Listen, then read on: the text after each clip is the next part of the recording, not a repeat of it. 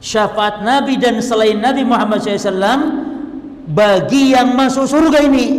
Berarti ada syafaat bagi ahli jannah, bagi penduduk surga, biraf'i darajatihi. Untuk apa? Untuk naik derajatnya. Yang tadinya kelas rendah, dengan sebab syafaat naik derajat. Naik derajat jemaah. Bahkan ada orang tua yang tadinya surganya rendah, lalu anaknya ada di surga yang kelas tinggi.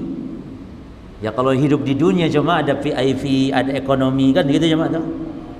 Anaknya yang di atas tadi minta kepada Allah, ya Allah, saya ingin orang tua saya bersama saya di surga ya Allah. Maka Allah pun memerintahkan dia untuk mengajak menari orang tuanya. Maka selain Nabi Muhammad juga, selain beliau bisa memberi syafaat, liman dakhalal jannah biraf'i darajatihi, ya. Jadi bagi yang sudah masuk surga agar naik derajatnya.